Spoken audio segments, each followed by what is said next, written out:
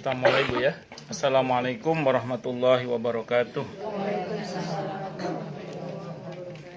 Bismillahirrahmanirrahim. Alhamdulillahirabbil alamin. Wa bihi nasta'inu ala umurid dunya waddin. Wassalatu wassalamu ala asyrafil anbiya'i wal mursalin. Sayyidina wa habibina wa syafi'ina wa qurrati a'yunina wa maulana Muhammadin wa ala alihi wa ashabihi wa dzurriyyatihi ajma'in, amma ba'd. Asyhadu an la ilaha illallah wa asyhadu anna Muhammadar Rasulullah wa ufawwidu amri ilallah, innallaha basirum bil ibad. Hasbiyallahu la ilaha illa huwa alaihi tawakkaltu wa huwa rabbul arsyil azim. Qala Allah ta'ala fi kitabihil karim hikayatan an nabiyillahi Musa alaihi salam. Rabbi shrah li sadri wa yassir li amri wahlul 'uqdatam min lisani yafqahu qawli. Para asatidzah, para ibu-ibu sekalian, hafizani wa hafizakunallah, bil khusus segenap pengurus Majelis Ta'lim Maghfirah dan wabil khusus Sahibatul Bait Ibu Nur Asmarah, yang semoga beliau beserta keluarga besarnya dan jamaah Maghfirah seluruhnya semoga selalu dalam naungan rahmat, barokah, perlindungan serta bimbingan Allah Subhanahu wa taala. Amin Allahumma amin insyaallah. Dan tentu saya doakan semoga kemuliaan ibu-ibu sekalian selalu dijaga dan ditingkatkan terus oleh Allah Subhanahu wa taala sebagai seorang muslimah, sebagai seorang istri, sebagai seorang ibu, dunia hingga syurga. Amin Allahumma amin insyaallah. Allahumma inna nas'aluka ilman nafi'a wa rizqan thayyiba wa amalan mutaqabbala wa fatahallahu lana futuhal arifin. Allahumma inna na'udzubika min ilmin la yanfa' wa amalin la yurfa' wa qalbin la yakhsha' wa du'a la yusma'. Allahumma ati anfusana taqwaha wa zakkiha anta khairu man zakkaha anta waliyuha wa maulaha. Amin Allahumma amin insyaallah. Ibu-ibu sekalian, hafizani wa hafizakunallah, masih melanjutkan kajian kita di pada Fiqhus Sunnah Said Sabiq, di pada pembahasan tentang bahwa jenazah, membawa jenazah dan mengantarnya, di pada bagian 2 sekarang mengenai menyelenggarakan pengurusannya berdasarkan apa yang diriwayatkan oleh Abu Hurairah radhiyallahu anhu bahwa Nabi kita Muhammad sallallahu alaihi wasallam bersabda, apa sabda beliau? Asri'u, bersegeralah atau segerakanlah bil janazati, dengan jenazah itu.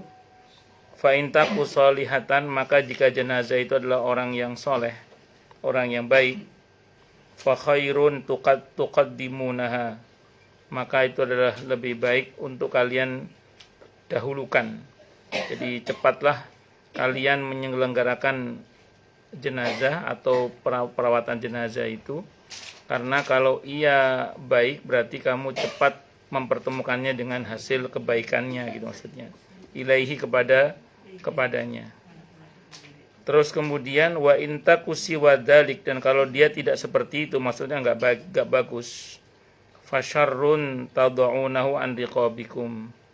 Nah, jadi kalau sebaliknya, maksudnya kalau dia jahat, berarti kamu segera meletakkan kejahatannya dari atas pundakmu. Jadi memang di dalam Islam, Bu, termasuk yang disunahkan untuk disegerakan itu diantaranya di samping bayar utang ya. Di samping, termasuk yang disyariatkan untuk disegerakan itu namanya bayar utang. Termasuk diantaranya ini, yaitu mensegerakan perawatan jenazah. Jadi kalau sekiranya jenazah bisa disegerakan untuk dimakamkan, maka mensegerakannya itu lebih baik. Beberapa orang kadang agak ditunda pemakamannya karena masih menunggu ada keluarga yang belum datang, atau ada anak yang belum datang, atau mungkin ada teman dekatnya yang belum datang. Secara hukum tidak apa-apa sih, cuman kalau yang bagus sih disegerakan sebenarnya. Jadi kalau memang bisa disegerakan pemakamannya, disegerakan itu lebih baik. Namun seandainya misalnya yang meninggal bapaknya, ibunya masih ada, ibunya baper, tunggu anaknya belum datang, wah, ya, oke, secara hukum tidak apa-apa sih. Cuman yang lebih bagus itu disegerakan. Karena dalam kitab At-Tadhkirah Imam Al-Qurtubi, hadisnya Bukhari seingat saya itu, termasuk di antara riwayat yang sahih adalah ketika jenazah itu baik, itu dia berkata kepada keluarganya, qaddimuni, qaddimuni, qaddimuni, cepetan dong, cepetan, cepetan. Karena pengen segera menikmati hasil amal solehnya semasa hidup di barzahnya sana. Maka iya dia teriak qaddimuni, qaddimuni, cepetan, cepetan, cepetan, udah nggak sabar. Itu kalau di hadis Bukhari yang pernah saya baca sehingga saya kamakal. Nah, sebaliknya kalau orang yang cubahat memang dia teriak sih memang. Dalam hadis yang sama juga, mau dibawa kemana saya? Wahai keluargaku, wahai anakku, dipanggil semua. Tapi ya kan tidak ada pilihan, memang dia harus lanjut ke alam barzahnya itu. Itu seperti itu. Makanya mensegerakan jenazah itu, ngelirik Gatot saya. Betul Gatot itu ya? Iya. Kan lama nggak ngeliat Gatot, ada kayaknya ada Gatot ini. Udah pindah, oh iya. Udah saya cuma tanya aja. Nggak harus. Lama nggak ngeliat Gatot, ada Gatot. Enggak, cuma nanya aja, nggak harus. Gatot itu kegatotan. Oh, tunggu. Wes, jadi singkat kata, singkat cerita, qaddimuni, segerakan. Jadi mensegerakan ini sunnah ya. Itu seperti itu. Termasuk diantaranya yang disunahkan untuk disegerakan adalah bayar hutang. Kecuali memang hutangnya itu sesuai dengan perjanjian pembayarannya, itu beda bab nanti. Terus termasuk juga yang disunahkan untuk disegerakan itu adalah mandi janabat ya. Mandi janabat atau mandi besar itu kalau bisa jangan ditunda-tunda.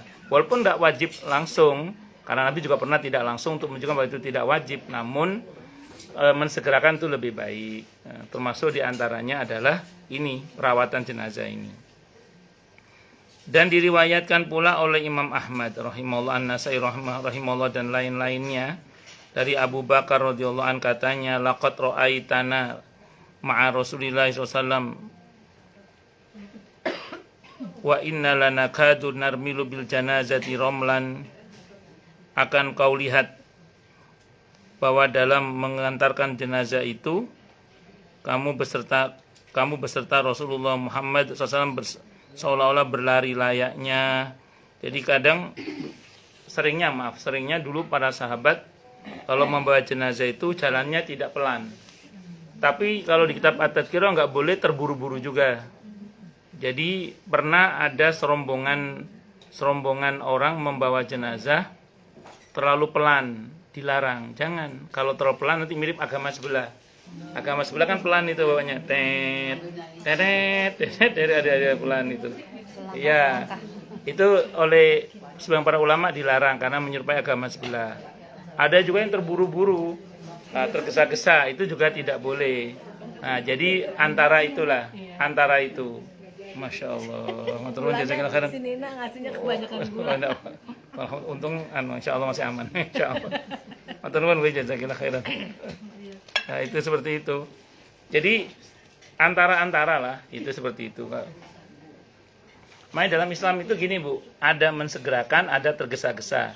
Segera barokah, tergesa-gesa bisa celaka. Contoh misalnya mensegerakan menikahkan anak itu barokah, tapi tergesa-gesa menikahkan anak bisa celaka. Itu seperti itu. Makanya Bu Nurma nggak usah panik, biasa aja. Nggak usah tergesa-gesa. Kalau tergesa-gesa bisa celaka.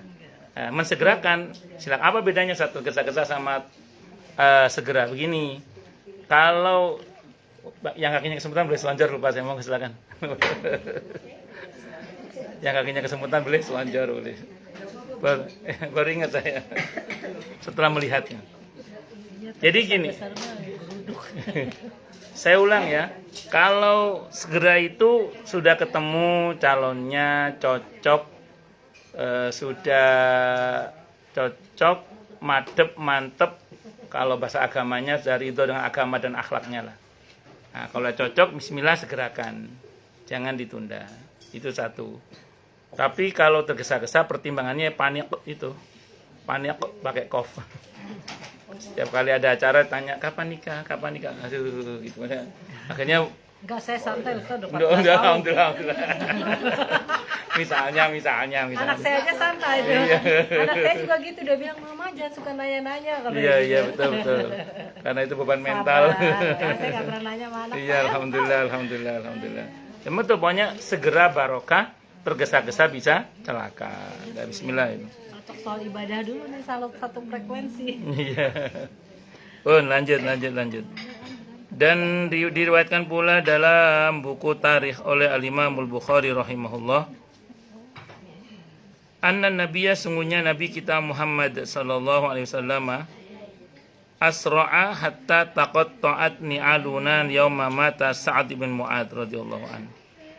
Bahwa pada waktu meninggalnya Sa'ad bin Mu'adz, Nabi kita Muhammad SAW berjalan dengan cepat hingga putus tali sendal kami karenanya. Pernah juga dipercepat gitu. Jadi pokoknya mensegerakan. Ya orang Arab jalannya cepat. Saya bayangkan sahabat sandalnya sampai copot mungkin ya kan sendal kan gak kayak zaman sekarang bisa beli cepet sendal baru. Zaman itu mungkin sendalnya sudah ya saya Pelepah korma kali Ustaz. mungkin ya orang hitam itu ya emang bawaannya gitu Bu, bawaannya itu Langsung jenazah juga kenceng. iya bawaan mereka gitu emang.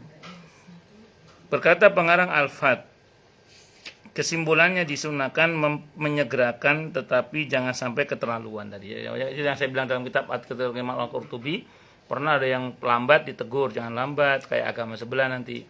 Kekencengan jangan, nanti takutnya nanti jenazahnya jatuh gitu. Di antaranya gitu. Dan kasihan kalau ada orang tua yang mengikuti, takutnya nanti mereka terengah-engah untuk mengikuti rombongan jenazah itu. Kalau sekarang sih udah pakai mobil kalau sekarang sudah. Kesimpulan disunahkan menyegerakan tetapi jangan sampai keterlaluan yang akan mengakibatkan terjadinya kerusakan terhadap mayat atau menyukarkan memikul keranda dan orang-orang yang turut mengantarkan ringkasnya agar tidak bertentangan dengan kebersihan mayat yang dituju dan tidak menimbulkan kesukaran yang akan dialami oleh kaum muslimin. Yang sedang lah, segera kecepatan sedang lah. Jadi jangan lambat, jangan terburu-buru, takutnya banyak yang tidak bisa ngimbangi tadi itu. Tapi juga jangan terlalu pelan karena nanti mirip agama sebelah tadi itu. Berkata Imam Al-Qurtubi rahimahullah, maksud hadis ini ialah agar menyegerakan jenazah, tidak berlalai-lalai yang mungkin menimbulkan pameran dan berbangga-bangga diri. Jadi kalau tidak selonjor boleh Bu, selonjor boleh, mau silakan. Selonjor boleh, kalau sama saya selonjor boleh. Jadi kalau orang itu nanti tidak segera dimakamkan, di samping nanti ngerinya akan berlarut-larut dalam kesedihan, ngerinya nanti muncul omongan-omongan yang sifatnya itu ya kayak membangga-banggakan diri. Ya itu yang dikhawatirkan. Makanya disegerakan itu lebih baik. Biar segera selesai, bagi jenazahnya segera selesai, bagi kita yang hidup biar segera selesai dan bisa segera move on gitu ya. Walaupun kadang orang tidak mudah untuk move on, karena kita di sekolah diajarkan untuk menghafalkan bukan melupakan. Itu seperti itu. Ya untung manusia betul, untung manusia punya sifat lupa. Kalau tidak punya sifat lupa, maka pasti semua memori akan menjadi beban bagi kita itu. Kemudian yang berikutnya, yang ketiga, berjalan di depan atau di belakangnya atau di sisi kanan atau di sisi kiri dekatnya. Atau di sisi kiri dekatnya. Para ulama berbeda pendapat mana di antara yang lebih utama. Jumhur, mayoritas ulama dan kebanyakan ahli ilmu maksudnya, memilih berjalan di depannya. Karena kata mereka itulah yang lebih utama berdasarkan apa yang diriwayatkan oleh Imam Ahmad dan Ashabus Sunan. Lianna Rasul karena sungguhnya Rasulullah SAW wa Abu Bakar dan Abu Bakar wa Umar dan Umar kanu adalah beliau yamshuna amamah. Beliau semua berjalan di depan jenazah. Rawi Ahmad wa Ashabus Sunan. Sebaliknya golongan ini laki-laki ya, kalau perempuan nanti beda bab ya. Kalau perempuan jangan di depan laki-laki, kalau perempuan tetap di belakang, bahkan perempuan tidak disunahkan, bahkan dimakruhkan untuk mengikuti ke prosesi pemakaman. Adapun kemudian nanti ibu-ibu ingin segera berziarah setelah pemakaman, tidak apa-apa. Jadi selesai pemakaman, yang takziah pada pergi, sebagian keluarga masih menemani di situ untuk mendoakan yang bersangkutan supaya diberi kekokohan dan kelapangan dalam kubur, dalam menjawab pertanyaan-pertanyaan mungkar nakir. Maka ibu di waktu itu ibu boleh datang ketika yang ada di situ hanya kerabat sudah, atau teman-teman dekat, atau orang-orang yang terpercaya. Itu seperti itu. Karena memang kalau kita merujuk kepada hadis Sahih Muslim, hadis nomor 121 itu dari Amr bin Al-As radhiyallahu an, beliau berpesan, nanti kalau saya mati, tolong jenazah saya jangan langsung ditinggal ya, kata beliau. Ya temanilah saya selama kira-kira onta disembelih dan dibagikan dagingnya. Itu permintaan beliau dan itu wasiat beliau. Makanya dianjurkan oleh Nabi, diperintahkan oleh Nabi, bahkan ketika selesai pemakaman hendaklah kita memintakan ampun kepada Allah untuk orang yang baru dimakamkan itu. Dan kemudian yang tidak kalah pentingnya lagi adalah mendoakannya tasbit, kekokohan di dalam menjawab pertanyaan-pertanyaan kubur, sehingga dia tidak takut menghadapi mungkar dan nakir dan dilancarkan menjawab pertanyaan kubur. Dan pertanyaan kubur itu prinsipnya kalau itu kan faktor eksternal ya, kalau dari kita. Kalau faktor internal dari diri kita sendiri itu, ingat ya rumusnya, pertanyaan kubur itu jawabannya nggak bisa dihafalkan, juga nggak bisa nyontek juga. Itu refleksi dari amal kita gitu. Jadi kalau amal kita mencerminkan jawaban atas pertanyaan kubur itu, lancar jawaban kita insya Allah. Itu adalah kitab Imam Al-Qurtubi. Tapi kalau amalan kita tidak mencerminkan semua itu, ya nggak bisa jawab begitu. Makanya harus mumpung masih hidup, maksud saya, monggo kita semua berusaha beramal dengan amalan yang mencerminkan jawaban atas pertanyaan kubur itu. Yang pertanyaan kubur itu kalau kita baca hadis Abi Dawud, pertanyaannya itu ya amalia kita sehari-hari kok. Kalau man robuka kan erat hubungannya dengan sholat. Kalau waman nabiuka, siapa nabimu, kan erat hubungannya dengan sholawat dan mengikuti sunnah beliau. Kalau perihal dengan siapa imammu adalah Al-Quran, erat hubungannya dengan kita baca apa tidak Al-Quran, mengamalkannya atau tidak begitu. Berkaitan siapa saudaramu sesama muslim, kalau kita mengamalkan semua itu hari-hari yang harusnya seorang muslim melakukan sebenarnya. Itu kalau kita melakukan ya sudah aman, kalau enggak ya wallahu a'lam bishawab. Namun demikian Nabi ngasih bocoran kiat-kiat lah supaya kalau bisa kita bebas fitnah kubur itu. Yang sampai kepada kita hadisnya yang pertama tentang membaca surah Al-Mulk. Ada yang nanya ke saya, katanya hadisnya dhaif. Ya, memang betul ada yang mendhaifkan, tapi ada yang menghasankan. Yang menghasankan Imam At-Tirmidzi, yang mendhaifkan Ibnu Katsir. Ibnu Katsir itu di dalam kitab Tafsir Ibnu Katsir ketika membahas surah Al-Mulk, itu di permulaan pembahasan beliau mengatakan ada sebuah hadis riwayat At-Tirmidzi. Kata Imam At-Tirmidzi hadisnya hasan. Beliau mendhaifkan tapi beliau tetap mencantumkan.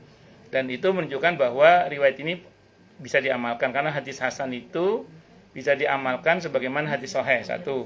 Yang kedua, hadisnya jalur periwayatannya banyak sehingga kemungkinan dia bisa diamalkan karena bisa menjadi hasan li ghairihi.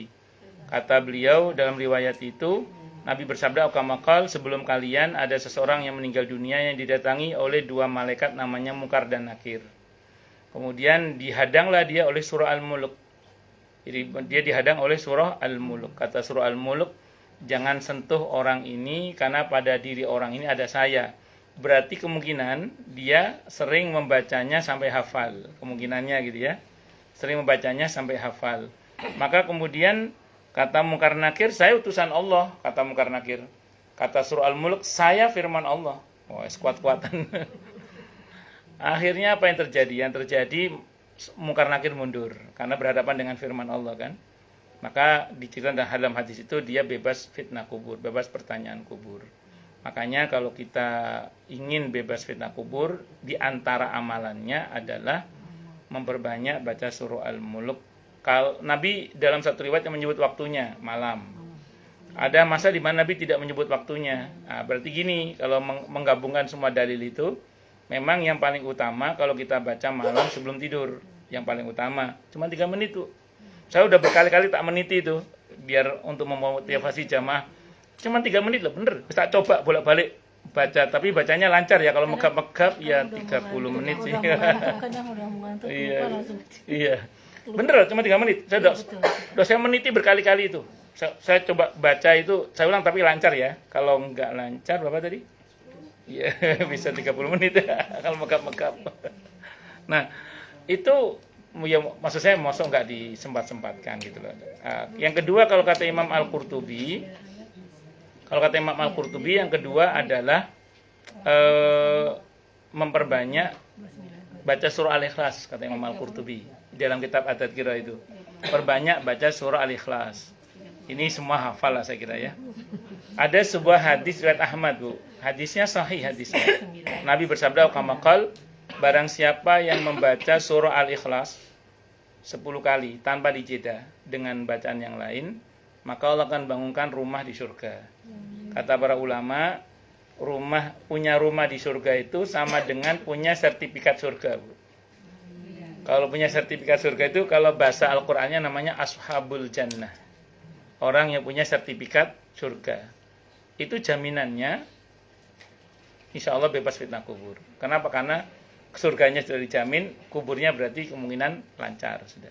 Itu yang kedua. Nah, Jumat kemarin saya baca dalam kitab At-Tadhkirah Imam Al-Qurtubi, kalau saya salah Jumat kemarin seingat saya ya. Kalau nggak Kamis kemarin. Itu beliau mengutip riwayat tentang wudu.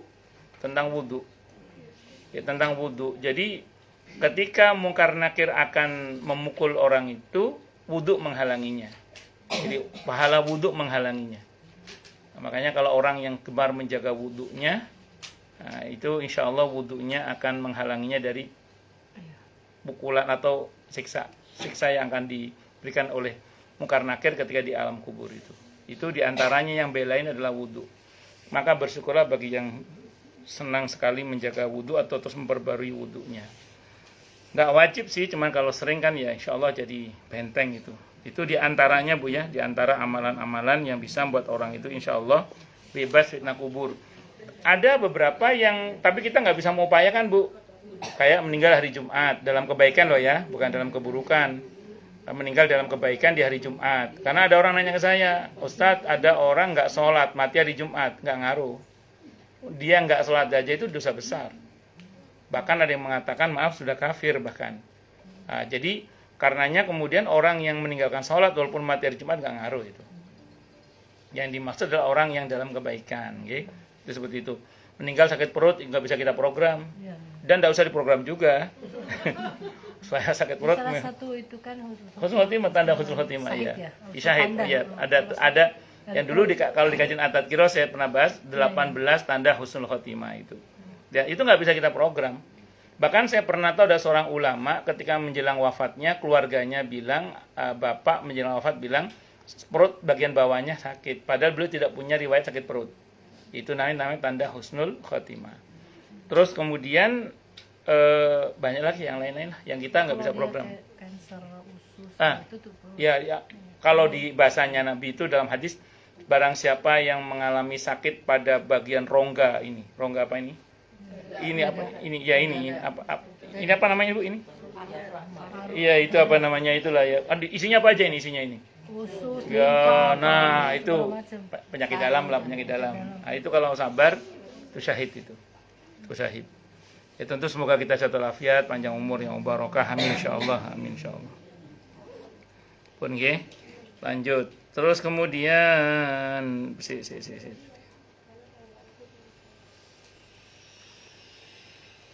Sebaliknya golongan Hanafi berpendapat bahwa lebih utama bagi pengantar itu berjalan di belakang. Karena itulah yang dapat dipahami dan ditita oleh Rasulullah Muhammad SAW. Mengiringkan jenazah, sebab mengiring artinya orang yang mengikuti dari belakang. Anas bin Malik radhiyallahu anhu berpendapat bahwa semua itu nilainya sama. Karena sebagaimana sabda Rasulullah Muhammad SAW yang lalu, bahwa orang yang berkendaraan hendaklah berjalan di belakang jenazah. Sedang orang yang berjalan kaki berjalan di belakang, di depan, dan sebelah kanan dan sebelah kiri dekatnya. Yang kuat bahwa semuanya itu diberi keleluasaan, dan bahwa itu merupakan pertikaian yang diperbolehkan dan seyogyanya dihadapi dengan lapang dada. Ini perkara khilafiyah. Kalau khilafiyah itu apa, Bu? Sesuatu yang udah selesai dibahas, hasilnya nggak selesai, itu namanya khilafiyah. Jadi kalau mau kita perdebatkan terus sampai kiamat kurang 2 hari nggak selesai. Kalau ini yang terakhir menengahi, sudahlah, yang penting intinya satu, kalian iringi jenazah itu, mau depan, mau belakang, mau samping kanan, samping kiri, terserah. Yang penting mengiringi jenazah. Karena kita tahu ya bahwa takziah itu pada setiap fase-fasenya itu ada nilainya. Jadi ada orang takziah hanya takziah tapi tidak menyolatkan, ada. Ada yang takziah plus menyolatkan tapi tidak ikut dalam mengantarkan jenazah. Ada yang komplit, saudara takziah, menyolatkan jenazahnya, mengantarkan hingga ke pemakaman. Untuk yang terakhir ibu-ibu memang nggak boleh ya, karena makruh. Bukan haram ya, saya ulang, makruh. Tapi ibu bisa mengantarkan tapi tidak harus masuk dalam kuburannya. Begitu semua selesai prosesi pemakaman selesai, baru ibu masuk, tidak ada masalah. Kan sudah selesai semua. Yang dikhawatirkan dari wanita itu apa sih oleh para ulama? Histerisnya. Kadang ketika jenazah mau dimasukkan ke dalam liang lahat, kadang sebagian wanita itu nggak kuat gitu loh, terus pingsan. Nah, pingsan kalau kemudian yang nangkep mahramnya laki-laki tidak ada masalah, atau yang nangkep teman-teman wanitanya yang perkasa-perkasa tidak ada masalah. Nah, tapi kalau yang nangkep laki-laki yang tidak amanah kan repot. Itu ngerinya. Agama itu punya aturan namanya sadud dari'ah. Apa sadud dari'ah itu? Mencegah kemungkinan yang tidak diinginkan. Itu namanya sadud dari'ah. Mencegah kemungkinan yang tidak diinginkan itu namanya sadud dari'ah. Makanya dalam agama diatur sebuah aturan pencegahan namanya. Tapi ibu boleh menyusul setelah selesai pemakaman. Ngerti nggih? Diterima dari Abdurrahman ibn Abzi, anna Abu Bakrin, semuanya Abu Bakrin wa Umar dan Umar, wa kana radhiyallahu anhuma, kana keduanya yamsyani berjalan amamal janazati di depan jenazah. Wa kana Ali, adalah Ali ibn Abi Thalib radhiyallahu an, yamshi, beliau berjalan khalfa di belakang keranda, di belakang jenazah. Faqila li Ali, maka dikatakan kepada Ali bin Abi Thalib radhiyallahu an, innahuma yamsyani amamaha, sesungguhnya Abu Bakar dan Umar radhiyallahu anhuma berjalan di depan jenazah. Faqala, maka berkata siapa? Sayyidina Ali bin Abi Thalib radhiyallahu an, innahuma, sungguhnya Abu Bakar As-Siddiq radhiyallahu dan Sayyidina Umar radhiyallahu an, ya'lamani annal masya khalfa afdalu minal masyi amamaha. Sesungguhnya Abu Bakar dan Umar radhiyallahu anhum berjalan di depan jenazah, sedangkan Ali di belakangnya. Maka tanyakan kepada maaf, tadi udah ya, mohon maaf. Tanyakan kepada Ali bin Abi Thalib radhiyallahu an, kenapa mereka berdua berjalan di depan? Ujarnya, sebetulnya mereka berdua tahu bahwa berjalan di belakangnya lebih utama daripada di depan. Taubahnya bagikan sholat bersama dibandingkan dengan sholat sendirian. Tetapi keduanya itu boleh, diberi keringanan bagi manusia. Kafadri sholati rojuli fi jama'atin ala sholati faddan, walakinahuma sahlan yusahilan lilinnas. Tapi sengaja beliau mencontohkan seperti itu supaya orang tahu bahwa ini adalah boleh gitu maksudnya. Rawa Al-Baihaqi wa Ibnu Abi Syaibah, hadis ini riwayat Imam Al-Baihaqi dan Ibnu Abi Syaibah, wa qala Al-Hafidz wa sanadu hasan, hadisnya hasan. Saya mau terangkan dulu ya, ini fikihnya menarik ya. Abu Bakar dan Umar radhiyallahu anhuma berjalan di depan. Sayyidina Ali radhiyallahu anhu di belakang. Sayyidina Ali tanya, "Kok Anda di belakang, kenapa enggak kayak Sayyidina Umar dan Abu Bakar As-Siddiq radhiyallahu anhuma?" Jawaban beliau, keduanya tahu bahwa berjalan di belakang jenazah itu lebih utama daripada di depannya. Tapi sengaja keduanya melakukannya untuk memberitahukan kepada umat bahwa ini adalah boleh demi kemudahan. Saya mau cerita sedikit. Abu Bakar As-Siddiq radhiyallahu anhu itu bersama Sayyidina Umar radhiyallahu anhu itu sering, Bu, berbuat sesuatu yang nampaknya seperti menyelisihi sunnah, padahal itu beliau lakukan semata-mata untuk kemudahan. Artinya ini ijtihad ya. Ambil contoh. Abu Bakar As-Siddiq radhiyallahu anhu sama Sayyidina Umar radhiyallahu anhu itu pernah dengan sengaja enggak kurban. Pernah dengan sengaja enggak kurban, sengaja enggak kurban. Bukan enggak sengaja enggak kurban. Apa jawaban beliau berdua? Supaya orang tahu bahwa ini enggak wajib. Kata supaya orang tahu bahwa ini adalah enggak wajib. Itulah ijtihadnya para sahabat. Jadi bukan berarti beliau durhaka pada Rasulullah, bukan. Tapi lebih kepada untuk memberitahukan bahwa ini boleh loh, gini ini boleh itu. Karena beliau khawatir. Makanya gini, Bu. Ketika Abu Bakar As-Siddiq radhiyallahu anhu marah kepada sekelompok orang yang serius puasa Rajab, itu kan beliau bukan marah pada puasanya, Bu. Beliau marah karena beliau nggak mau puasa Rajab itu diwajibkan seperti Ramadan gitu loh. Bukan beliau melarang puasa Rajab silakan aja, kan itu di bulan mulia, kita puasa secara mutlak boleh, Senin Kamis boleh, tidak ada masalah. Tapi ketika ada sekelompok anak muda atau sekelompok orang yang mencoba lebih serius dalam puasa Rajab seolah-olah wajib seperti Ramadan, itu beliau marah. Nah, beliau tidak mau yang sunnah menjadi wajib, gitu loh maksudnya itu. Atau yang wajib jadi nggak sunnah, apalagi itu juga lebih salah lagi itu. Bisa dimengerti nggak maksudnya ya? Itu para sahabat itu sampai segitu-gitunya. Nah, sama dengan halnya nanti berkaitan dengan contoh-contoh yang lainnya. Sambil contoh gini, Bu. Sayyidina Utsman ibn Affan radhiyallahu an ketika sholat di Mina, kita tahu di Mina yang Nabi contohkan bagaimana, Bu? Sholat pada waktunya, tapi dikosor untuk yang 4 rakaat. Kosor, nggak pakai jamak kosor. Kalau di Arafah jamak kosor, karena zuhur sama asar di jamak kosor. Tapi ketika di Mina, Nabi selama di Mina sholatnya sesuai dengan waktunya, Bu. Zuhur ya zuhur, asar ya asar, tetap seperti biasa. Tapi dikosor, tidak dijamak. Kenapa, Bu? Ya, 2, betul. Itu Nabi. Abu Bakar juga gitu. Terus Sayyidina Umar juga begitu radhiyallahu anhuma. Jadi sampai dengan tiga pribadi yang mulia ini, sholatnya di Mina begitu. Sesuai dengan waktunya, tapi untuk yang 4 rakaat dikosor. Begitu di masa Sayyidina Utsman radhiyallahu an, Sayyidina Utsman itu sholatnya sesuai dengan waktunya, tapi rakaatnya genap, tidak dikurangi, tidak dikosor.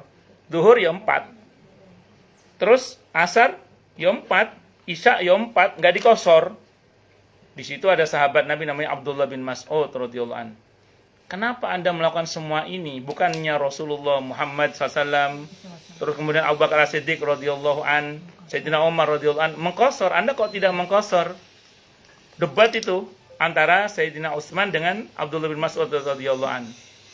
Tapi ketika Sayyidina Utsman sholat 4 rakaat, Abdullah bin Mas'ud ikut Sayyidina Utsman. Ditegur satu saat, kamu kenapa ngikut Sayyidina Utsman, bukannya kamu nggak sependapat dengan beliau? Kata beliau, apapun namanya berantem itu jelek, kata beliau gitu. Jadi sebenarnya perbedaan pendapat itu nggak ada masalah, yang menjadi masalah itu kan berantemnya itu. Nah, sekarang saya mau terangkan dulu gini, Bu. Tahu nggak kenapa Sayyidina Utsman itu? Kenapa Sayyidina Utsman itu kok beliau 2 itu? 4 genap. Ini pertimbangan beliau, Bu ya, pertimbangan beliau. Kata beliau gini, kurang lebih ini penjelasan dari sudut pandang Sayyidina Utsman radhiyallahu anhu. Saat itu yang haji banyak orang dari mana-mana, Bu. Dari mana-mana.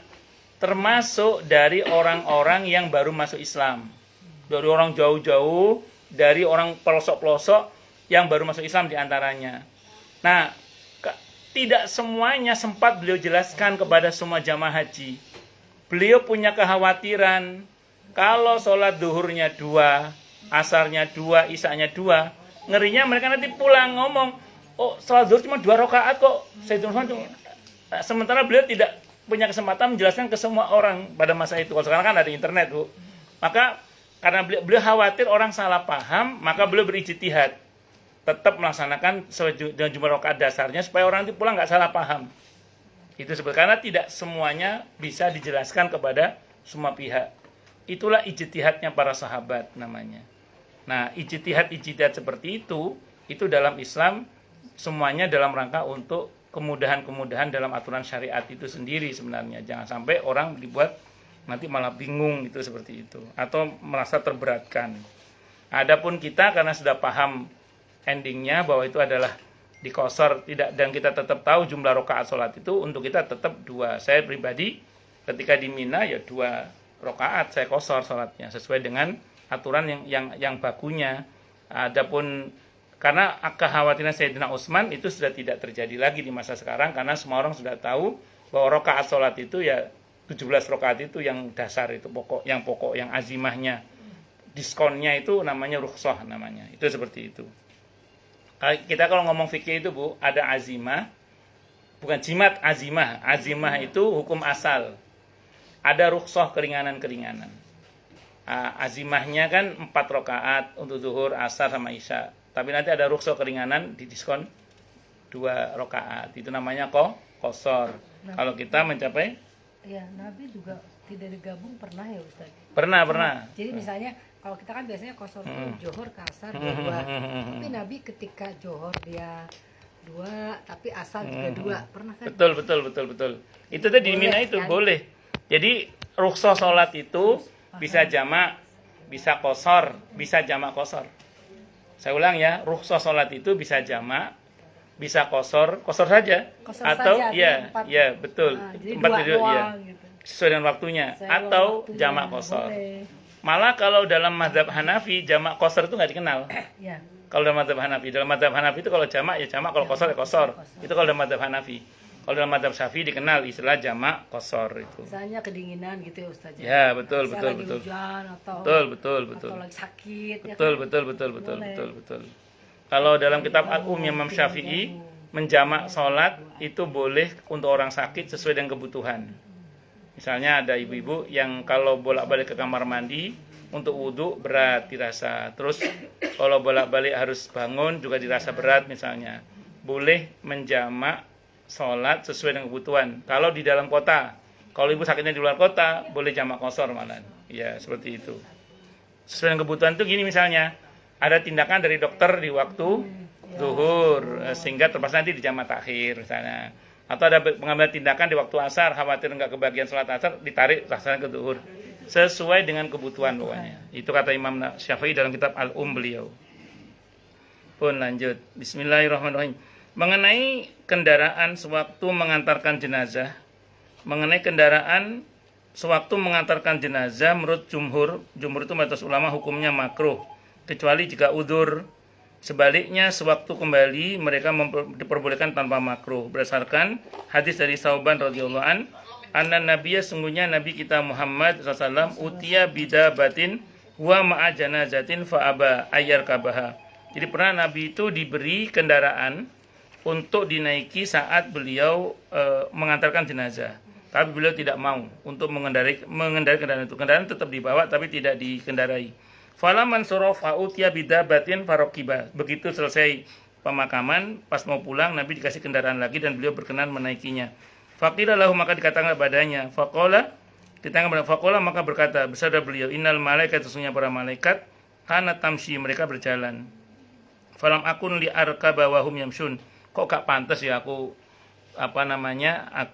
naik kendaraan malaikatnya jalan itu. Falam madhahabu raqibat. Ketika sudah selesai baru ketika mereka sudah pergi, kata Nabi, selesai pemakaman, maka aku pun raqibtu, aku baru naik kendaraan itu. Rawi Abu Dawud wal Baihaqi wal Hakim wa qala sahihun ala syarti syaikhain. Hadisnya sahih atas syarat Bukhari Muslim. Gini Bu ya, kalau ada orang meninggal itu dikepung oleh malaikat. Maka pesan Nabi, jangan berkata kecuali yang baik, karena perkataan kita diaminkan oleh para malaikat. Maka di antara waktu dan tempat yang mustajabah saat kita takziah yang jenazahnya masih ada, itu malaikat mengaminkan perkataan kita. Makanya jangan sampai kita berkata kecuali yang baik, jangan berkata yang buruk. Itu seperti itu. Dan itu adalah waktu dan tempat yang mustajabah. Tapi jangan nanti pulang tengok ada orang mati ya. Ya, itu di antara keutamaan takziah ya. Kalau jenazahnya masih ada, selama jenazahnya masih ada, di situ banyak malaikat. Kalau kita berdoa, insya Allah doanya mustajabah. Lagi sebuah hadis, wa kharaja Rasulullah SAW, dan telah keluar siapa Rasulullah SAW ma'a janazatin, mengantar jenazah ibni Dahdah. Beliau mengantarkan jenazahnya ibn Dahdah, masyan berjalan kaki, wa raja'ala farosin, dan beliau pulang menggunakan kuda. Rawahu At-Tirmidzi, hadis riwayat Imam At-Tirmidzi, dan beliau berkata hadisun hasanun sahihun, hadisnya hasan sahih. Jadi Nabi berangkatnya jalan kaki, pulangnya berkendaraan. Pertanyaannya gini sekarang, dalam konteks kekitaan Ustaz, pan pakai ambulan jenazahnya. Kalau kita jalan kaki nggak terkejar Ustaz, mau nggak mau pakai kendaraan. Boleh nggak? Boleh, nggak apa-apa. Dalam hal ini tidak diharamkan. Cuman kalau sekiranya bisa dilakukan dengan jalan kaki, itu tentu lebih baik. Tapi biasanya orang sudah pakai kendaraan. Jalan kaki itu biasanya kalau sudah turun dari mobil menuju ke liang lahatnya itu, ke liang pemakamannya itu biasanya dipikul, sudah pakai jalan kaki. Gimana ya, nggak apa-apa. Tapi ada nggak yang sekiranya berwasiat agar dipikul? Ada. Cuman keluarganya berat. Yang mikul itu kalau pemakamannya dekat mending, kalau pemakaman jauh Akhirnya tetap naik ambulan. Berarti wasiat dilanggar, tidak apa-apa. Kalau wasiat yang memberatkan, tidak harus dilaksanakan. Makanya jangan bikin wasiat yang bikin ribet ahli waris. Orang hidup. Gitu.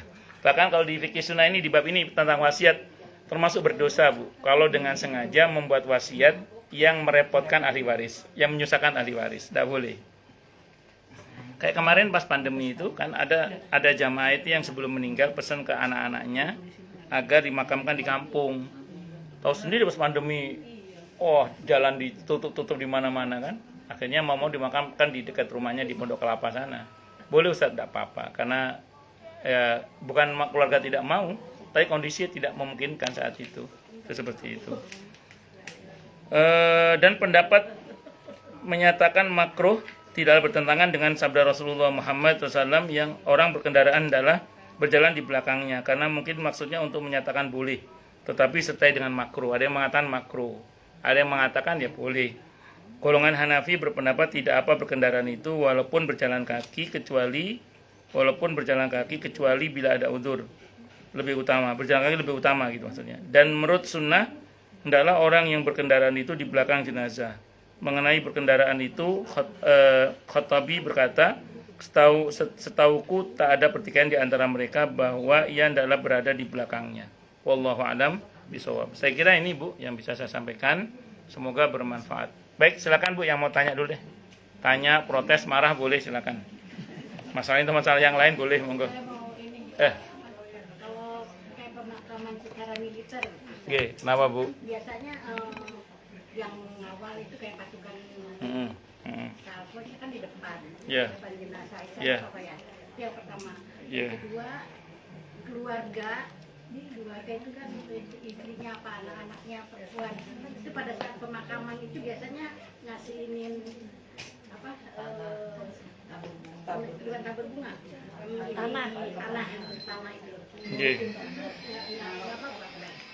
Baik. Jawab baik.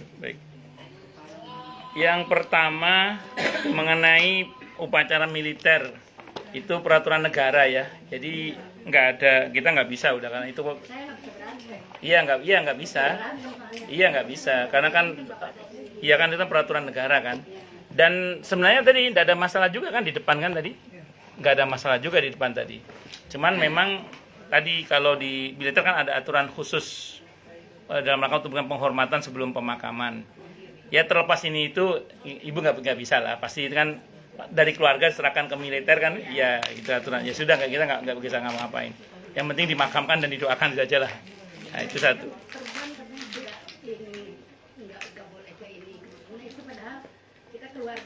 Tapi nggak haram apa-apa. Makruh nggak haram, makruh. Kalau kata Imam Nawawi makruh nggak haram.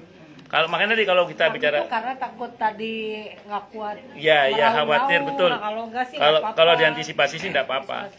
Kayak begini.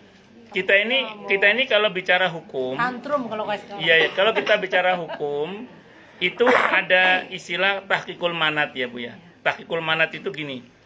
Menguji relevansi ilat alasan hukum yang terjadi pada masa itu dengan waqi itu kondisi sekarang. Jadi dalam konteks Nabi melarang itu kan dikhawatirkan wanita itu mengalami histeris. Kemudian dia pingsan atau apa. Kalau itu bisa diantisipasi, misalnya ibu kan anak laki-lakinya 3 ya, betul ya? 3 apa 4? Enggak, misalnya anak ibu berapa? 4, laki-laki semua kan? Ya, misalnya kalau seperti ibu audisinya, bilang aja ke anak laki-laki ibu, nanti mama dikawal ya, kalau mama misalnya ada apa-apa kalian yang ngangkat misalnya. Udah nggak ada masalah, selesai. Berarti alasan kemakruhannya udah nggak ada karena ibu sudah mengantisipasi itu. Sama lagi ini Bu, dalam kitab Fathul Bari Syarah Sahih Bukhari, ketika Imam Ibnu Hajar Al-Asqalani menerangkan tentang soft terbaik wanita adalah yang paling belakang, kan gitu ya. Yang paling buruk yang paling depan. Apa kata Ibnu Hajar? Dulu di masa Nabi masjid nggak ada tabir Bu, nggak ada satir. Ya, di masa Nabi nggak ada satir kata Ibnu Hajar. Sehingga kalau semakin ke depan semakin dekat dengan kaum laki-laki. Nah itu nggak bagus kata Ibnu Hajar. Di zaman sekarang di mana masjid sudah ada satirnya, maka soft peraturan tetap yang paling utama yang paling depan kata Ibnu Hajar begitu. Kenapa? Karena sudah tidak dekat dengan kaum laki-laki kan ada satirnya itu. Alasan hukum itu udah nggak berlaku lagi kata Ibnu Hajar. Itu Cara memahami hukum fikih itu seperti itu. Jadi nggak usah khawatir, nggih. Wallahu alam. Tadi apa lagi pertanyaan? Oh, mengenai tanah. Gini, ada riwayatnya dalam kitab At-Tadhkirah juga ada kesunahan untuk melemparkan itu, walaupun ada yang mendhaifkan itu. Namun kan saya sering sampaikan di sini ya, hadis yang dhaif itu oleh jumhur, mayoritas ulama tetap dipakai selama satu, tidak bertentangan dengan hadis yang sahih. Yang kedua, bukan masalah halal haram. Yang ketiga, perawinya itu enggak fasik lah, enggak lemah banget gitu. Itu masih bisa diamalkan. Tapi saya ulang, itu hanya karena ada yang mendhaifkan, tapi yang mensahihkan atau menghasankan juga ada. Betul, ada kesunahan dari anggota keluarga untuk mengambil bagian tanah untuk ditaruh lah gitu. Ada kesunahan, walaupun ada yang mendhaifkan. Yang penting jangan berantem di kuburan gitu. Nggih, monggo omah, monggo omah. Waalaikumsalam warahmatullahi wabarakatuh. Abang mau tanya, ini apa namanya? Kan Oma ambil air sholat, badan kurang enak. Sambil saya makan katotnya ya, terus. Terus saya Bismillah, nggih, bismillah. setelah 2 rakaat, saya kentut gitu.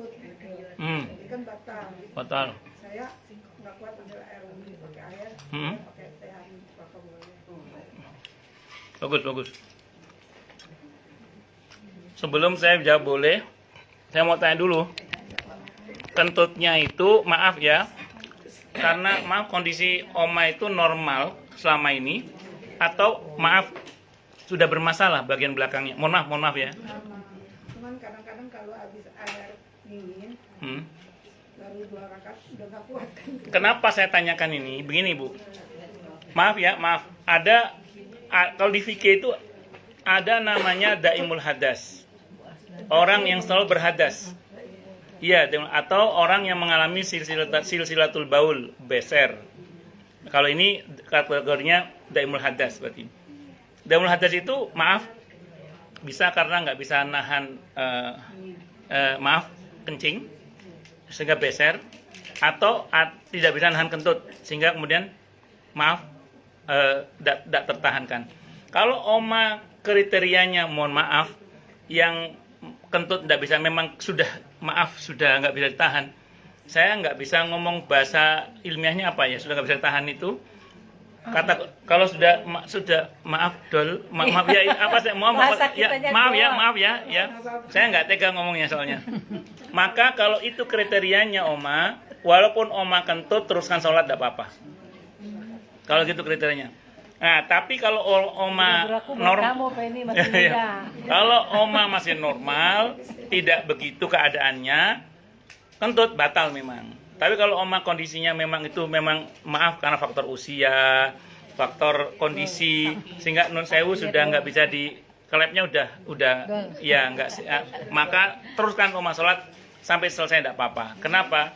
Karena Oma masuk dalam kategori daimul hadas namanya. Cuma kalau kebetulan badan nggak enak, yaitu kembung air agak menggigil gitu aja. Iya. Dan Bisa, sering nggak tertahan. Nggak ada kembung, nggak ada apa. Dan sering nggak tertahan itu, yang itu. Saya cuma menggigil aja. Iya. Oma paksain, terus Oma lihat apa sudah selesai. Baru rakaat tut gitu. Ya, dan itu jenis. Tapi Oma ambil wudhu lagi, tapi tayamum gitu. Memang perasaan nggak abdol, tayamum aja gitu. Baik, pokoknya saya ulang, kalau kondisi Oma adalah kondisi yang memang maaf bagian itu sudah kondisinya tidak bisa ditahan karena kondisi sepuh atau kondisi yang lain sehingga masuk dalam kategori daimul hadas, teruskan sholat tidak ada masalah. Tapi kalau misalnya Oma tayamum, insya Allah juga tidak ada masalah karena kriterianya kan Oma mungkin termasuk yang saat itu berhalangan menggunakan air karena nggak kuat dingin itu diantaranya. Wallahu a'lam bishawab. Agama itu mudah. Sebentar Ibu, sebentar. Agama itu mudah. Ada kaidah gini. Idza daqat ittasa'at wa itatas'ad daqat. Kalau kondisi sulit, aturan sholat longgar. Kalau kondisi longgar, aturan sholat sempit atau ketat. Ya, Oma dalam kondisi sulit, aturan jadi longgar. Nggih. Monggo Bu, silakan Ibu sinten? Nggih. Monggo. Kalau dalam itu pemakaman jenazah itu, biasanya dari rumah itu pada bawa bunga ya Pak ya? Nggih. Bunga. sedangkan saya pernah kajian bahwa kalau kita ini nggak perlu menggunakan bunga asgan di Indonesia itu sudah bukan kebiasaan. Jadi pada saat bapak saya meninggal, saya lakukan saya nggak pakai bunga. Semua itu di rumah itu bertanya, kok mana bunganya begitu. Jadi saya nggak pakai bunga, saya begitu. Terus rasanya jawaban saya itu membuat mereka tanda tanya gitu. Ini gimana Ustaz? Saya jawab ya. Jadi gini Bu, yang pertama, kalau kita bicara ketentuan dasarnya, memang nggak ada ketentuan soal bunga. Kalau kita bicara ketentuan dasar, sederhana ini, kesunahan dalam pemakaman, nggak ada ketentuan bunga itu, tidak ada memang. Ketentuan bunga itu ada di luar itu, yaitu dalam hadis Sahih Bukhari, ketika Nabi berada di sebuah kebun, saat itu kata beliau, ini kubur siapa? Nabi nanya gitu ke sahabat, apakah dia meninggal sebelum Islam atau setelah Islam? Kata para sahabat, sebelum Islam ya Rasulullah. Keduanya disiksa oleh Allah bukan karena perkara yang besar, tapi perkara yang sepele. Yang satu suka adu domba, kata Nabi. Yang satu kalau kencing nggak pernah cebok. Oke, kata Nabi, ambilkan pelepah kurma itu. Akhirnya ada sahabat yang ambil pelepah kurma, oleh beliau dibelah jadi dua, diletakkanlah di dua makam itu. Terus beliau bersabda, semoga selama aukamakal pelepah kurma ini masih basah, keduanya diringankan siksanya oleh Allah Subhanahu wa taala. Sudah, sampai situ dengan beberapa redaksi ya. Sampai situ para ulama ada yang mengomentari begini. Kata Imam Al-Qurtubi, beliau mengatakan kurang lebih, memang ada yang mengatakan ini khusus hanya untuk Nabi kita Muhammad SAW yang melakukannya. Karena ini bagian dari mukjizat beliau, tidak berlaku secara umum. Pendapat yang pertama. Nah, bagi yang ibu ngaji dan berkata seperti itu, ikut pendapat yang pertama ini. Boleh ya, silakan aja. Yang penting doa ya, jangan sampai udah ada masalah. Ibu ikut pendapat yang pertama, silakan aja. Memang ada pendapat itu yang mengatakan itu khusus hanya untuk Nabi aja, tidak untuk semua kita. Nah, pendapat yang kedua mengatakan, kata Imam Al-Qurtubi seperti yang saya baca ya, beliau mengatakan ini bukan mukjizat, bukan khusus untuk Nabi dan mukjizat Nabi, ini umum. Karena beliau tidak mengkaitkan dengan mukjizat beliau, kekhususan beliau. Beliau mengatakan selagi pelepah kurma ini masih basah kan bertasbih. Nah, diharapkan tasbihnya pelepah yang basah itu akan meringankan beban orang yang dikubur itu. Berarti ini berlaku sampai sekarang. Nggak harus bunga juga. Saya sering bilang tanam bunga aja kalau gitu. Maka dalam kitab I'anatul Talibin, ini fikih madzhab Syafi'i, kalau ada kubur di atasnya tumbuh rumput, itu kalau kita bersihkan dengan mencabutinya, itu zalim kepada ahli kubur. Ada yang mengatakan makruh, tidak boleh. Yang betul bagaimana? Papras saja, tapi nggak usah dihilangin, karena rumput itu bertasbih.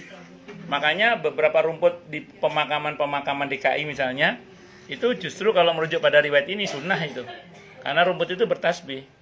Ada beberapa yang nanam bunga di bagian di batu nisannya, itu lebih bagus kan, lebih lama basahnya kan, itu seperti itu. Nah, karena mereka bertasbih, tasbihnya itu sedikit banyak meringankan beban si ahli kubur itu. Ngoten Bu nggih? Wallahu a'lam. Jadi tidak usah berkeras-keras dalam masalah ini, karena ini nyatanya ulama emang ada dua pendapat yang saya tahu.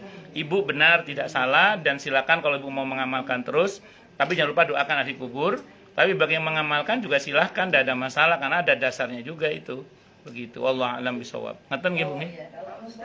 Sebentar ya. Kenapa? Rumput sudah liar itu gimana? Kan Dirapikan aja. Yang penting gini Bu, gini. Yang di atas kuburnya, kan kuburan kan cuma segini tuh misalnya. Yang di atas kuburnya ini yang jangan dihabisi akarnya, dirapikan aja. Kalau yang sekitarnya nggak apa-apa, kalau sekitarnya. Takutnya nanti jadi ilalang nggak karu-karuan. Nggih, monggo Bu, monggo. Nggih Bu. Saya mau bertanya, saya mau bertanya ini kebetulan Busri, nggih. Sinten? Busri, nggih. Nggih, Busri Bambang. mau nanya, kebetulan ada teman kita yang baru meninggal ya kemarin, Ibu Evi ya. Oh, nggih. Almarhumah. Saya mau bertanya begini, pada hari yang sama, ya setelah dimakamkan itu beliau, anak-anaknya pada udah pulang semua dan tinggallah si bapak sendiri, gitu loh. Tapi tidak ada, maksud saya tidak ada baca doa apa-apa ya. Terus kalau saya merasa sebagai istri rasanya tuh sedih banget, karena kita meninggal kok nggak ada yang doakan gitu pikiran ya. Dan anak-anak udah pada pulang semua gitu ya. Di hari yang sama ibunya dimakamkan. Nah, sekarang memang saya tahu sebagian orang ada tahlilan untuk meninggal, itu kalau NU biasanya ya. Kalau Muhammadiyah kan memang tidak pakai tahlilan. Cuma di kita ini rasanya kalau terjadi pada kita rasanya pingin. Ada yang bacain Al-Quran dikirim ke kita atau apa. Sebagian orang ada yang mengatakan bahwa kalau baca Al-Quran juga nggak sampai kok ke almarhumah, padahal sampai ya kan. Nah, setahu saya sampai. Jadi itulah, itu aja. Apakah bagaimana ya, dan orang berapa hari juga ke situ juga nggak ada yang buka pintu gitulah. Pokoknya saya merasa kalau jadi kita suami yang seperti itu gitu. Kalau menurut saya loh, dia sedih rasanya. Kita sebagai istri terus di hari itu juga ya terima kasih Ibu bahwa hak mayit sudah dilaksanakan. Aduh sedih rasanya. Maksudnya almarhumah istri saya sudah dilaksanakan. Kan itu tuh masih manis ya kalau menurut saya. Oke lah memang mayit ya. Cuma rasanya baru berapa jam udah dimayitkan, maksudnya udah dipanggil sama suami loh, suami ya dibikin kita ada grup Forkom ya di situ. Terima kasih ibu-ibu. Jadi ibu-ibu biasanya kan 3 hari itu ngirim makanan, tapi nggak bisa karena nggak ada orang di situ. Maksudnya nggak ada, rumah tutup terus, jadi nggak jadi sampai nggak jadi terus. Tapi di situ di grup ada dibilang sama bapak itu bahwa terima kasih pada semua pihak lah. Pokoknya hak mayit sudah terima kasih yang ini pada istri saya ibu ini. Pokoknya hak mayit sudah saya laksanakan. Terima kasih wasanya. Rasanya sedih. Baik, saya jawab. Baik, saya jawab.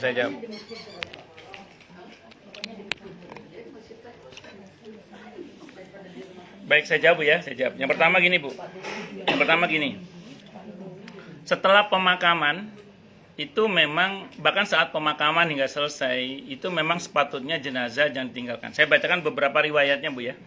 Ini biar kita tahu ini kalau jenazah sudah selesai dimakamkan jangan tinggal gitu aja. Ini kalau hadisnya Sahih Muslim, hadis nomor 121. Tunggui sampai jenazah itu ditungguin dengan mendoakan jenazah itu sampai kira-kira onta disembelih dan dibagikan dagingnya. Itu kalau kita lihat sapi dipotong dibagikan dagingnya kira-kira 1 jam lah. Itu tunggui dulu, doakan gitu maksudnya di situ itu. Saya bacakan beberapa riwayatnya Bu ya. Biar kita tahu dalilnya. Dari sahabat Utsman bin Affan radhiyallahu anhu beliau berkata, karena Nabi adalah Nabi kita Muhammad sallallahu alaihi wasallam, idza faragha min dafnil mayyit, apabila beliau telah selesai dari memakamkan jenazah, waqafa alaihi, beliau berdiri di atas pemakaman itu. Jadi kalau selesai dimakamkan, selesai pemakaman itu, Nabi berdiri, tidak langsung pergi. Terus faqala, maka Nabi bersabda, apa sabdanya? Istaghfiru li akhikum, mintakanlah ampunan kepada Allah untuk saudara kalian ini. Wasalu lahu bitasbit, mintakanlah kepada Allah untuknya kekokohan dalam menjawab pertanyaan kubur. Fa innahul ana yus'al, karena sekarang dia sedang ditanya oleh malaikat. Ini hadisnya riwayat Abi Dawud dan Imam Al-Hakim. Jadi jangan ditinggal gitu aja. Satu. Yang kedua, Al-Imam An-Nawawi rahimahullah berkata sanadnya hadis ini jayyid. Jayyid itu apa Bu? Di atas hasan, di bawah sahih. Bisa diamalkan berarti. Kemudian An-Nawawi rahimahullah juga berkata di riwayat Abu Dawud dengan sanad hasan. Artinya hadis ini tetap bisa diamalkan, tidak ada masalah. Berikutnya, bentar Bu. Nabi kita Muhammad SAW dan para sahabat mendoakan dengan kalimat-kalimat zikir di makam Sa'ad bin Mu'ad. Ada sahabat Nabi yang Sa'ad bin Mu'ad radhiyallahu anhu wafat. Nabi ikut dalam pemakamannya. Lihat kalimatnya. Fadakhala, maka masuk siapa Rasulullah SAW qabrah ke dalam kuburannya. Faja'ala yukabbiru, maka beliau bertakbir. Selama pemakaman beliau bertakbir. Wa yuhallilu, beliau bertahlil. La ilaha illallah. Wa yusabbih, dan beliau bertasbih. Ini hadisnya. Dilanjutkan lagi. Falam ma kharaja, maka ketika beliau keluar dari kubur setelah pemakaman, sudah selesai pemakaman Ibu. Qila ditanyakan kepada Nabi kita Muhammad SAW. Apa katanya? Ya Rasulullah, wahai Rasulullah, kata para sahabat, ra'ainaka sona'ta hakada qattu. Ma ra'ainaka sona'ta hakada qattu. Ya Rasulullah, kami kok nggak pernah lihat jenengan berbuat seperti ini sebelumnya. Selama pemakaman Nabi nggak berhenti berzikir, Bu. Takbir, tahlil, tasbih. Kalau mau digabung, subhanallah, alhamdulillah, wala ilaha illallah, Allahu akbar, gitu aja deh kalau mau digabung itu. Takbir, tasbih, tahlil, la ilaha illallah. Nabi nggak berhenti itu. Innahu, kata Nabi, qala Nabi bersabda, innahu dumma fil qabri dummatan hatta sara misla sya'rati fada'atullah ay yarfa'ahu anhu dzalik. Ini jenazah ini sedang dihimpit oleh kuburnya sampai setipis rambut, kata Nabi. Nah, aku bacakan tadi itu, aku berharap pada Allah agar dia dilapangkan kuburnya, dan itu dilakukan oleh Allah sehingga kubur dilapangkan. Jadi selama pemakaman jangan berhenti baca takbir, tasbih dan tahlil supaya jenazah itu tidak dihimpit terus oleh kuburnya dan segera dilapangkan kuburnya. Ini doa untuk melapangkan kubur, Bu. Ini hadisnya riwayat Hanad dalam kitab Az-Zuhud. Hadis yang sama dari Imam Ahmad, Al-Baihaqi dan Al-Hakim serta Imam Al-Hakim At-Tirmidzi. Jadi rawinya banyak ini, Bu. Kalau mau lengkapnya ada dalam Musnad Imam Ahmad. Saya baca hadisnya, Bu, ya. An Jabir, dari Jabir ibn Abdullah radhiyallahu an al-Ansari radhiyallahu an, qala, beliau berkata, kharajna, kami keluar ma'a Rasulillah, bersama Rasulullah Muhammad sallallahu alaihi wasallam, yauman, pada satu hari, ila Sa'ad ibn Mu'ad, takziah ke rumahnya Sa'ad ibn Mu'ad radhiyallahu an. Hina tufiya, ketika beliau telah wafat. Qala, Nabi bersabda, beliau bersabda, Jabir, falamma shalla alaihi Rasulullah SAW, maka ketika beliau selesai mensolatkan, wa wudi'a fi qabri, dan beliau meletakkan Sa'ad dalam kuburnya, wasawiya alaih, dan meratakan tanahnya, sudah selesai dimakamkan, itu maksudnya, ya. Terus kemudian sabbaha Rasulullah sallallahu alaihi wasallam, maka Nabi bertasbih. Karena Nabi bertasbih, kami bertasbih, kata-kata fasabbahna, maka kami pun bertasbih tawilan, lama sekali. Jadi saat selesai dimakamkan itu nggak langsung ditinggal. Nabi bertasbih. Karena Nabi bertasbih, maka kami bertasbih, kata para sahabat, tawilan, lama itu. Nah, itu, Bu, ya, hadisnya. Terus kemudian summa kabbaro, setelah tasbih Nabi bertakbir, Allahu akbar. Allahu akbar, fakabbarna, maka kami ikut bertakbir. Jadi karena Nabi bertakbir, sahabat ikut bertakbir bareng-bareng itu. Ini hadisnya begitu. Faqila, maka ditanyakan, ya Rasulullah, wahai Rasulullah, lima sabbahta, kenapa engkau tadi bertasbih? Lima kabar, semua kabar kemudian engkau bertakbir. Qala, Nabi bersabda, laqad tadayaqu ala hadzal abdi salihi qabrau hatta farajahullahu anhu. Jadi jenazah ini, orang soleh ini dihimpit jenazahnya oleh kubur. Maka saya bacakan tasbih, saya bacakan takbir yang lama, sampai akhirnya Allah berikan kelapangan pada kuburnya. Maka kalau ada orang meninggal, hadisnya tadi jayyid, hasan, macam-macam tadi, ya. Jangan langsung ditinggal. Bacakan tasbih, subhanallah. Bacakan takbir, Allahu akbar. Bacakan tahlil, la ilaha illallah. Nabi melakukannya, Nabi mencontohkannya, sahabat mengikutinya bersama-sama dalam waktu yang tawilan, lama. Kalau saya rujuk pada hadis Sahih Muslim, kira-kira onta dipotong dan dibagikan dagingnya. Nabi melakukan, sahabat melakukan. Derajat hadisnya jayyid, hasan hadisnya. Nah, saya kira itu, Bu, Allah alam. Nah, mengenai gini, mohon maaf, mengenai soal tetangga ngirim makanan, ya itu kesunahan meringankan beban orang yang kena musibah. Adapun sahibul musibah keluarganya tidak mau menerima, ya nggak usah dipaksa. Berarti mungkin beliau merasa sudah cukup. Kadang ada beberapa orang itu begitu ada yang meninggal, memang nggak mau di rumahnya karena nggak mau mengenang, untuk merehatkan batinnya ada. Ya sudah, nggak ada masalah, itu masing-masing kan orang punya pilihan. Jadi nggak usah dipaksakan sih kalau soal itu, Bu, ya itu pilihan saya kira. Terus yang ketiga mengenai statement sang suami yang mengatakan hak mayit sudah Oke, mungkin karena beliau sudah nggak kehabisan kata-kata, mungkin kita baik sangka aja. Walaupun sebenarnya kalau kita merujuk pada surah Al-Baqarah ayat 234, kalau istri meninggal, Al-Quran masih membahasakan dengan istilah istri. Ya, jadi dan kalian meninggalkan istri. Jadi itu Al-Baqarah 234, baca terjemahan dulu ya biar ibu-ibu jelas. Al-Baqarah ayat 234 coba. Sebenarnya yang patut diucapkan memang terima kasih telah membantu proses pemakaman istri saya gitu. Oh, ya itu doa sudah. Doa. Allah yarham siapa itu doa. Itu doa. Itu doa. Ya, sudah doa. Bagus itu. Bagus banget. Monggo silakan yang mau baca terjemahannya. 23 ya? 234. Enggak ada terjemahan. Yang ada terjemahannya siapa? Monggo. Dan Monggo Bu. ya, Bismillahirrahmanirrahim. Al-Baqarah Oke. ayat 234. Oke. Dan orang-orang yang mati di antara kamu serta meninggalkan Istri. Jadi yang kalau orang mati istrinya masih sebut istri oleh Al-Qur'an. Nanti beda yang 228 kalau nggak salah. Itu kalau cerai hidup namanya mantan istri. Jadi kalau cerai hidup mantan istri. Tapi kalau cerai mati masih istri. Jadi Ibu masih istrinya Pak Haji ini. Oh iya. Nggih, monggo Bu Barna, monggo. Masih. Bu Rini namanya nggih. Aini. Oh, ini salah kan? Saya hafalnya nama suaminya Pak Barna. Pak Barna Suzuki. Tapi Pak, tugas apa tadi Bu Sri bilang keluarganya kan kayak menutup pintu gitu ya. Tapi kalau sebenarnya tugas dari keluarga kewajiban keluarga itu apakah menggunakan sebaiknya 3 hari itu di apa ya, menghibur gitu lah. Terus. Tapi seandainya keluarganya jangan ada apa-apa gitu, apakah Terus. kita mengundang atau kesadaran tetangganya menghibur gitu? Baik. Sebenarnya gini Bu, gini. Takziah itu kan intinya menghibur orang yang berkesusahan karena meninggal. Betul kata Bu Norma, 3 hari itu sunnah. Lebih dari itu kata Imam Nawawi, ulama beda pendapat lah. Udah nggak usah debat, capek pokoknya. Udah, intinya gini, saya mau terangkan dulu. Ini kan perihal gini Bu, kan ini perihal yang kena musibah kan. Nah, kalau dari cerita Bu Sri tadi, kan beliau tidak berkenan didatangi kan. Ya sudah, kita jangan usah maksa datang. Adapun tetangga punya kesadaran mau menghibur dengan memberikan makanan tadi, dan beliau menolak, tidak usah dipaksakan sudah. Kenapa? Karena beliau memang tidak mau mungkin.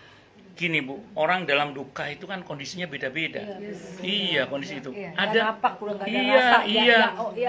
iya, bahkan ada yang tidak mau di rumah itu lagi karena tidak mau terkenang dengan itu, dengan ya siapalah yang ada di situ gitu. Dan itu fakta gitu. Makanya kalau soal itu terserah keluarganya lah ya itu. Kalau takziah itu memang sebenarnya tugas kita. Ya, kalau kata Imam Nawawi di kitab Al-Adhkar An-Nawawiyah dalam kitab bab tentang takziah, sunnahnya memang 3 hari. Nah, lebih dari itu ulama beda pendapat, kita nggak usah debat, capek namanya gitu ya. Ya. Monggo yang lain silakan. Doa itu loh, Pak Ustaz. Tadi Bu, saya katakan tadi. Oh, Ya jangan ditinggal. Iya, jangan ditinggal itu. Jangan ditinggal itu. Pokoknya kalau ada orang baru meninggal, jangan ditinggal. Itu perintah Nabi. Baca istighfar untuknya, doakan tasbih.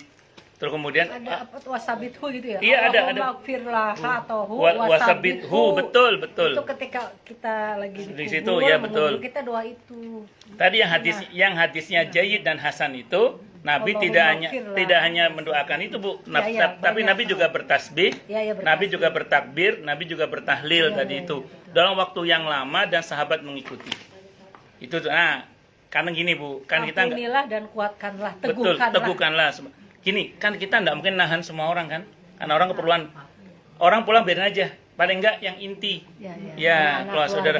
Itulah kenapa saya bilang tadi, ibu-ibu baru setelah pemakaman, ibu baru masuk tuh. Ibu baru masuk. Nah, ibu temanilah jenazah ini dengan doa-doa tadi itu. Wallahu alam bisawab. Ngaten nggih Bu nggih? Oke, sami-sami. Monggo yang lain silakan kalau ada. Nggih, monggo Bu. Nggih. Tadi kan kalau mau tidur malam suruh baca surat Kalau bisa, nggih. Kalau nggak bisa nggak harus malam sih, kapan? pakai mortal. Oh, pakai murotal. Asal ibu ngikuti tidak ada masalah. Ya. Yang udah mortal tidur. Ya, kalau ibu ngikuti tidak ada masalah. Misalnya ibu lagi nggak pengen lihat mushafnya karena ngantuk, tapi ibu sambil ngikuti, kan ada yang pelan itu kan?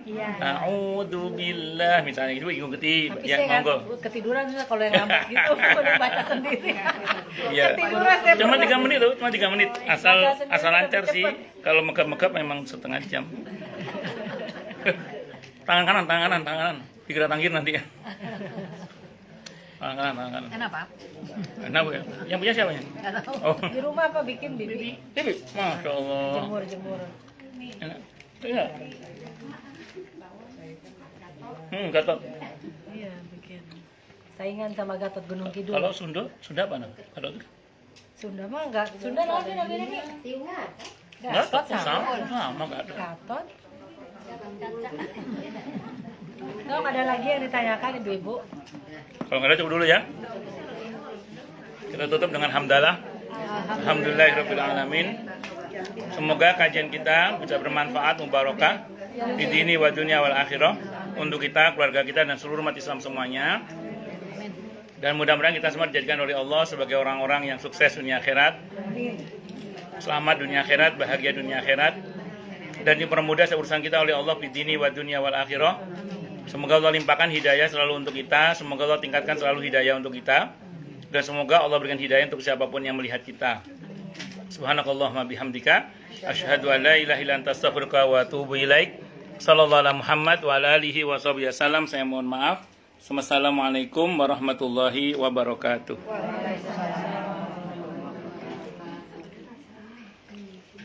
Ya, silakan dicicipin.